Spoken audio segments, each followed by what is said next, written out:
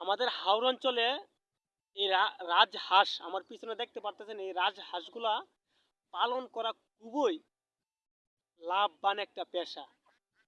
আমার নিজের এগুলার খামার রয়েছে বিশাল বড়। আজকে এই কথাগুলা কি জন্য বলতেছি, এটারও তো একটা উদ্দেশ্য রয়েছে।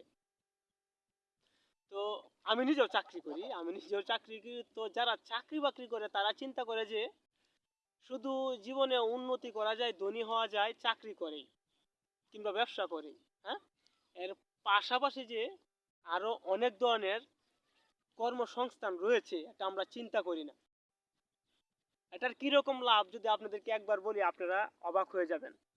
এগুলো গোপন বিষয়, আজকে আপনাদের সামনে তুলে ধরবো না, আরেকদিন এগুলা লাভ সম্পর্কে কিভাবে পালন করতে হয় সব ডিটেলস বলবো। শুধু আজকে একটু ইশারা ইঙ্গিতে বলে যাই, এই হাঁসগুলা পালন করতে ভাই কোনো খরচ নেই, অল্প খরচে হয়ে যায়। ওই যে দেখতে পারতেছেন আমার পিছনে হাঁসগুলা ঘাস কাটছে, তারা ঘাস খায় বেশিরভাগ। তো ঘাস তো আমাদের হাওড় অঞ্চলে অ্যাভেলেবেল, কোনো অভাব নেই। তো এই জন্য অল্প খরচে আমরা এগুলা পালন করতে পারি।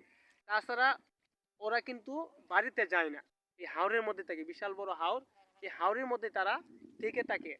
রাতের বেলায় যদি কোনো এই শিকারী আক্রমণ করতে আসে, তখন এক জায়গা থেকে আরেক জায়গায় অল্প সহজে উড়ে যেতে পারে।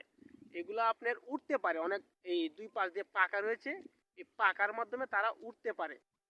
তো এই হাঁস পালন করা একটা লাভজনক পেশা। যারা হাওর অঞ্চলে রয়েছেন তারা অল্প পুঁজিতে এই হাঁসগুলা পালতে পারবেন। বুঝছেন? অনেক ভালো লাগলো নাকি?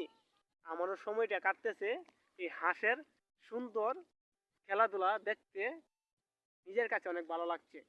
এই পর্যন্তই। এরকম আমার আরও গ্রামীণ ভিডিও পেতে Syed Russel Ahmed YouTube channel subscribe করবেন, Facebook page Syed Russel Ahmed follow করে পাশে থাকবেন। আল্লাহ হাফেজ।